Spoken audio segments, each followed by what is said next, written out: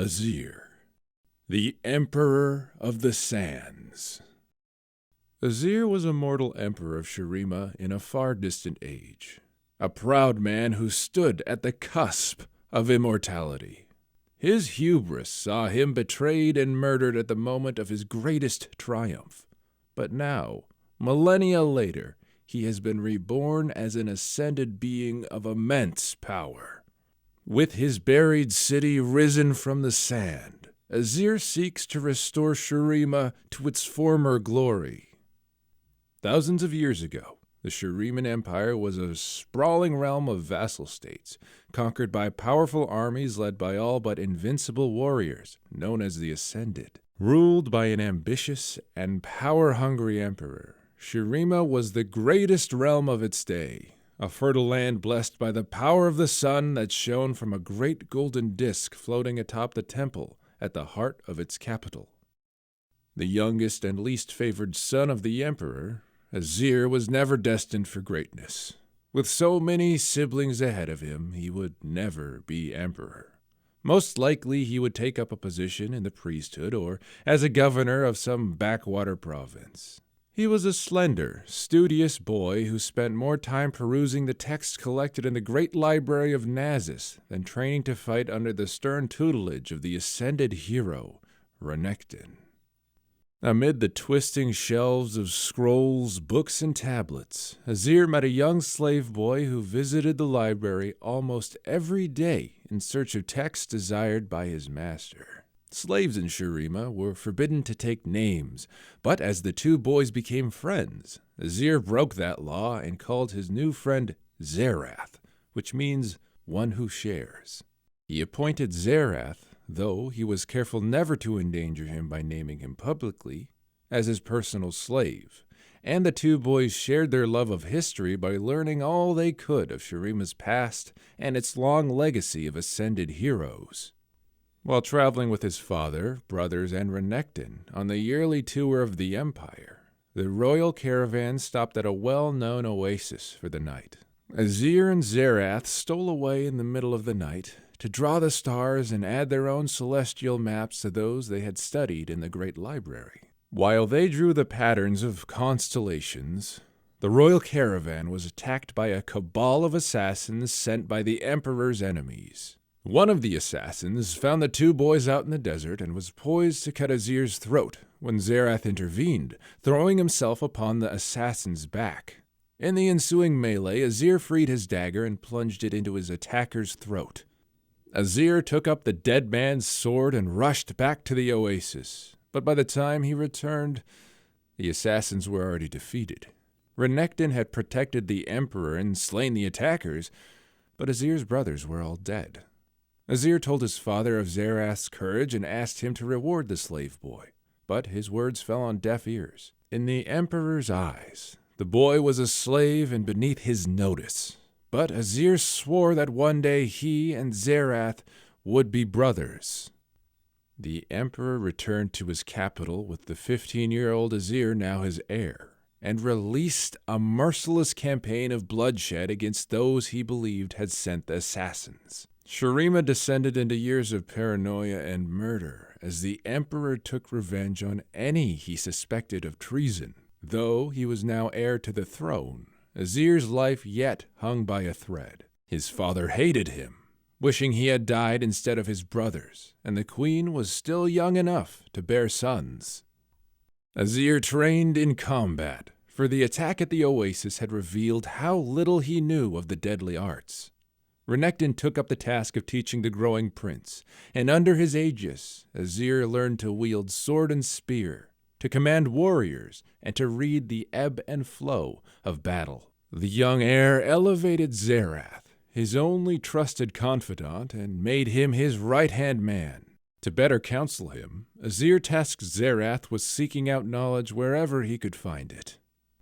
Years passed, but the queen was never able to carry a child to term, every conceived infant perishing before it could be born. So long as the queen remained barren, Azir's life was relatively safe. Some around the court believed a curse was at work, and a few even whispered the young heir's name in connection with this. though Azir claimed innocence and even executed some who dared voice such accusations openly. Eventually, the queen bore a healthy son, but on the night of his birth a terrible storm engulfed Shurima. The queen's chambers were struck again and again by powerful bolts of lightning, and in the subsequent blaze, both the queen and her newborn son were killed. It was said the emperor went mad with grief and took his own life upon hearing the news. But tales soon spread of how he and his guards had been found lying in pieces on the palace floor, their bodies little more than charred skeletons. Azir was shocked by their deaths, but the empire needed a leader, and with Xerath at his side, he took control of Shurima as its emperor. Over the next decade, he expanded Shurima's borders and ruled with a harsh but just hand. He instituted reforms to better the lives of slaves and privately developed a plan to overturn millennia of tradition and eventually free them all. He kept his plans secret, even from Xerath, and the issue of slavery would prove to be a continual bone of contention between them. The empire had been built on the back of slavery, and many of the great noble houses depended on enforced labor for their vast wealth and power. Such monolithic institutions could not be overturned overnight, and Azir's plans could be undone were they to become common knowledge. Despite Azir's desire to name Xerath his brother, he could not do so until all Shurima's slaves were free. Through the years, Xerath protected Azir from his political rivals and guided the expansion of the empire. Azir married and fathered numerous children, some by wedlock, others by ill-advised liaisons with slaves and harem girls.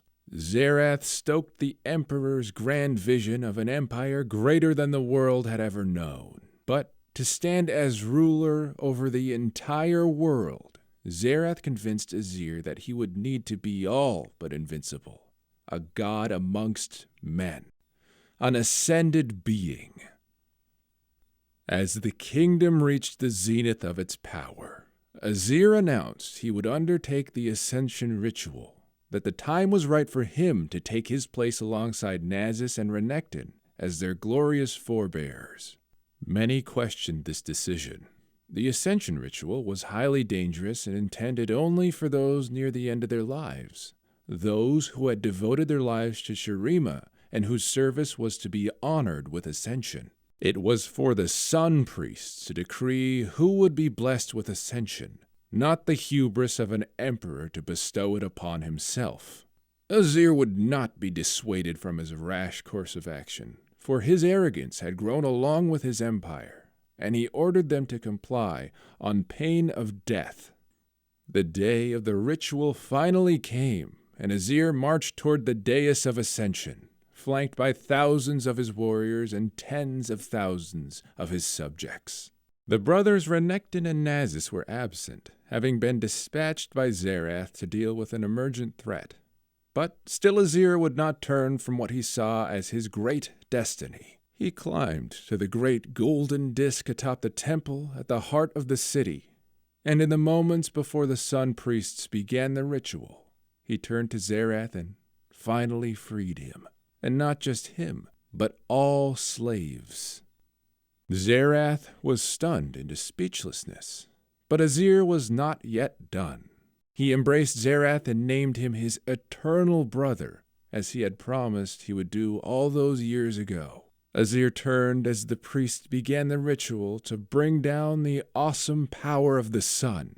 Azir was unaware that Xerath had studied more than just history and philosophy in his quest for knowledge. He had learned the dark arts of sorcery, all while nursing a desire for freedom that had grown like a cancer into a burning hatred. At the height of the ritual, the former slave unleashed his powers, and Azir was blasted from his place on the dais. Without the protection of the runic circle, Azir was consumed by the sun's fire as Xerath took his place. The light filled Xerath with power, and he roared as his mortal body began to transform. But the magic of the ritual was not intended for Xerath, and such awesomely powerful celestial energies could not be diverted without dire consequence. The power of the ascension ritual exploded outward, devastating Shurima and laying waste to the city. Its people burned to ash, and its towering palaces fell to ruin as the desert sands rose up to swallow the city. The sun disk sank from the sky, and what had taken centuries to build was brought to ruin in an instant by one man's ambition and another's misplaced hate.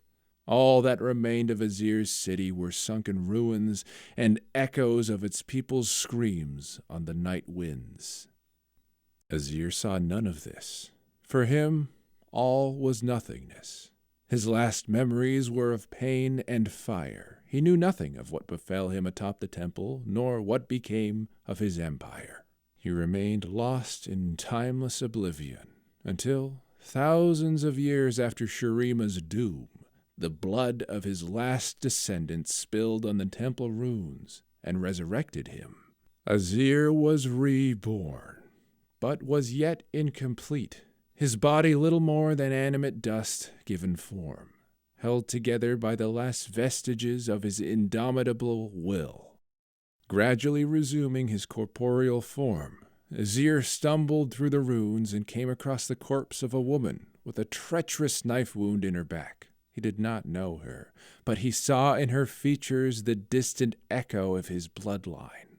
All thoughts of empires and power were forgotten as he lifted this daughter of Shurima and bore her to what had once been the oasis of the dawn. The oasis was empty and dry, but with every step Azir took, clear water began filling the rocky basin.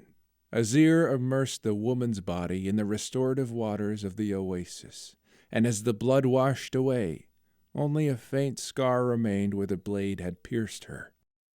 And with that act of selflessness, Azir was lifted up in a column of fire as the magic of Shurima renewed him, remaking him as the ascended being he was meant to become. The sun's immortal radiance poured into him, crafting his magnificent hawk-armored form and granting him the power to command the very sand itself. Azir lifted his arms, and his ruined city shrugged off the dust of centuries spent beneath the desert to rise anew. The sun disk lifted into the sky once more, and healing waters flowed between temples, heaving themselves back into the light at the Emperor's command. Azir climbed the steps of the newly risen Sun Temple, weaving the desert winds to recreate the city's last moments. Ghost formed of sand relived his city's last moments from long ago, and Azir watched in horror as Zerath's treachery unfolded. He wept as he saw his family murdered, his empire fall, and his power stolen. Only now, millennia too late, did he finally realize the depths of hatred harbored by his former friend and ally. With the power and prescience of an ascended being, Azir sensed Zerath somewhere abroad in the world, and summoned an army of sand warriors to march alongside their reborn emperor. As the sun blazed from the golden disk above him, Azir swore a mighty oath. "I will reclaim my lands and take back what was mine."